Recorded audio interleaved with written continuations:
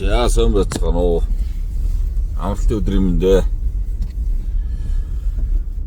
За тэгээд амтаа болгон л одоо энэ 16 настай охины талаар ярьж байна. Тэр алуурчдын талаар ярьж байна. Тэгээд би бас нэг үнэхээр уур урж байна. Энэ тал дээр ойрлоод ярил ярмаар байна. Гэтэ нийгэм энэ хүмүүсийн сэтгэл зүй ямар ойлээ. Тэгээд дээрээс нэмж ойрлж одоо энэ хүмүүсийн амгалан тайван байдал алдагдуулаад яах вэ?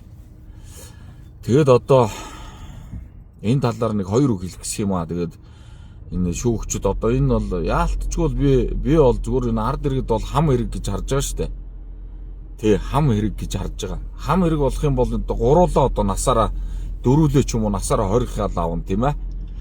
Тэгэхээр нэг нь хэрэгээ даагаад нөгөө хоёр гурыгаа ингээд гаргаж яана л гэж харж байна. Тэгээ хам хэрэг чи өндөрнө. Бүр хэрэг нь өндөрчнө. Тэгээд одоо бид нар аргагүй ихэнд одоо ингээд тэр алуурчинд одоо аргагүй ихэнд ингээд шантажлуулаад ингэсэн гэж баахан мэдүүлэг өгсөн юм шиг байна. Энэ шантажлуулаад алуулаад ингээд дарамтанд ороод тэр хүнийг чомдоо нээсэн сууж яхад нэг нь дарамтлуулсан хүн ингээд цай уугаа сууж явах юм.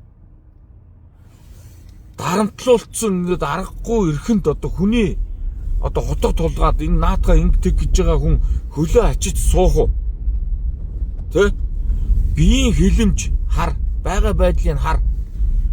Зүгээр яриад өөрснөө ингээд нийлээ хийцэн хэрэгэл байгаа байхгүй юу? Зүгээр би тэгж хардж байна, тэгж харж байна. Тэр зурган дээр байгаа байдал биеийн хилэмж дарамтлуулж байгаа хүн хөлөө ачиж суух уу? Гавьяа оголцсон шиг ингээд хөлөө ачсан тэр хөөхөн охин дарамтлуулж байгаа хүн ингээд өөдөөс нь цай уугаа суугаад ах уу? Зүгээр тэгэл бод.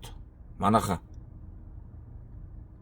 Тэгэхээр одоо би 3 охинтой хэн юу гэж ярьж уруу татаж ирээд алаад 200 сая төгрөгөөр ингээд торгоод хорихгүй ингээд гаргадаг. 3 4-лөө бүлэглээ хэрэг хийдсэн баг чинь нэг нь хэргийн дагаад нөгөө алуурчдын сулалдаг. Ийм нийгэм, ийм улс бол энэ дэлхий дээр байхгүй. Ийм хуультай орн дэлхий дээр байхгүй. Тэн гутаа гэр бүлийн хүчирхийлэл тэр эцэг хүн нэг залуу эхнэр хүүхдтэй хоёр үг хэлэхлээр авч орчдөг. Хоёр үг хэлсийн төлөө. Тэгэхэд энэ бүхэл бүтэн ганцхан охинтой ээж ганц гараас нь хөдлөх ганц охиноо ингээд алуурчдын гарт алдаад тэр хүний ирээдүй ямар байгаа вүлээ? Ямар байх вэ? Үнэхээр нэрээ ста бүр нэрээ бухимдаад арилчих гол байна. Гэхдээ би бие барьж байна. Өнөөдөр энэ таавчтай хүүхэн эндээс гараа явахад мөн үү? Огцорж исэн одоо ерөнхийлөгч яагаад эмгэнэл илэрхийлэхгүй байна? Энэ улс их орн болохоо ойлоо гэд. Яагаад энэ хууль дүрмөө чангалахгүй байна? Яагаад энэ ял өгсөн шүүгч прокурортон харьцахгүй байна? Ярихгүй байна. Наашлаа үн зөв хий гэж яагаад ярихгүй байна?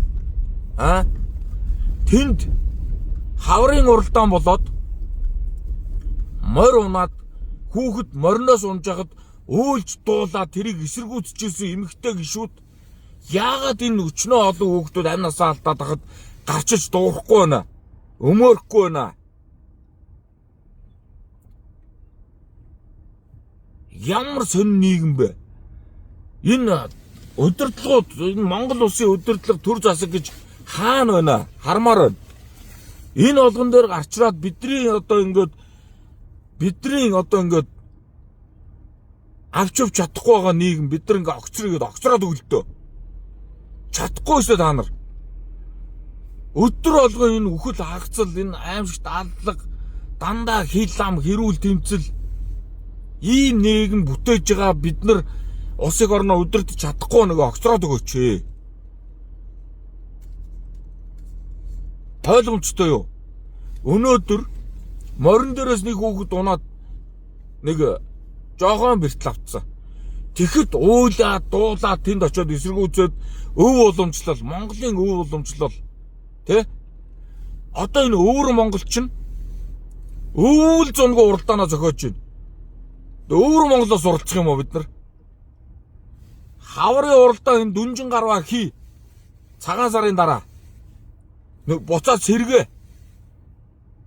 Багаар энэ өв уламжлалыг чи идээд багсгаад тэ зохион байгуулж болохгүй болгоод байна. Цагаан сарын дараа өөрөө орчдөг. Тэ? Сайхан дулаахан болчдөг. Яагаад зохиож болохгүй гэж одоо шинийн 15-ныхаа дотор тэгэд Монгол өв уламжлал гэсэн болгоныг алдагдуулаад хасаад хянаад тандаад тэнгуутаа тэндээс нэг ганц хөөхөд ингээд унаад нэг жоохон хөл гараа бэртээчин гутал бүү сүр болоод өөлж дуулаад тэрийг эсэргүүцчихсэн. Өнөөдөр 3-4-өөр алуулаад байна. Онц хэрцгийгээр энэ дээр яагаад өөлж дуулж гарчихгүй байгаа юм бэ? Аа? Яагаад ард түмнээс уушлах уухгүй байгаа юм бэ? Яагаад ийм ойлгомжтой хэрэг дээр эсрэг байр суурьтай хандахгүй байгаа юм бэ? Мөн үү? Энэ талаар ярих гэсэн би. Өнөөдөр би 3 охинтой аав зөндөөл байгаа. Дараа нь танаа хаалгыг тоншно. Маргааш миний хаалгыг тогшно. Бидний хаалгыг тогшно. Энэ алуурчд. Өр хүүхдүүдийг чинь ална, занлагийлна.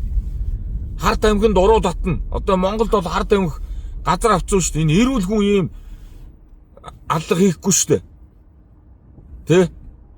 Дандаа энэ дарга нарын хүүхдүүд, жирийн иргэдийн хүүхдүүдийг оруу татчихээн. Хаана юу болж үтэхгүй байна? Дандаа дарга нарын хүүхдүүд. Баячуулын хүүхдүүд хийж байгаа шүү. Болж үтэхгүй, зугаа цэнгэл, тэ? Архитан согтуурах, хар тамхи, улгаа дээрэм, аллах бүгднтэй энэ дарга нарын хүүхдүүд холбоотой байгаа шүү. Бид ийж хардчихээн. Тэ. Үгэн дотор үг гэж хардчихээн гэдэг үгийг одоо нөгөө бурхны гоо Баярбаатар шиг баян хэлж явахгүй бол нэг үгэн дээрээс тэгэл 20 наад болч. Өчнөө цагдаа дуудагдлаа, өчнөө байцаагдлаа.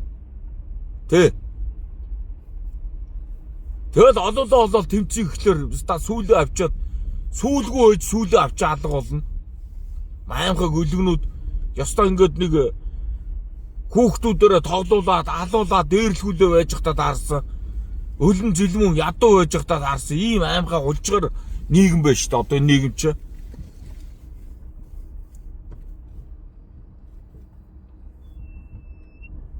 Тэгэл одоо энэ юу яриад?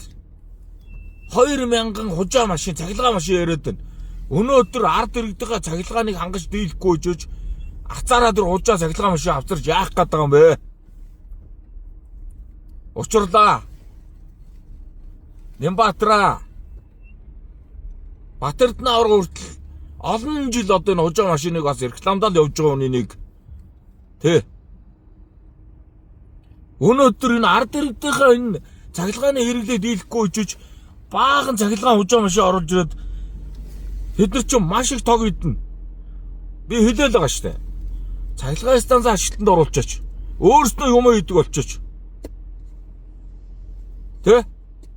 Нийтдээ өөрснөө гаргадаг болчооч. Үйлдвэрээ та нарын бүтээж байгаа нийгэм шүү энэ.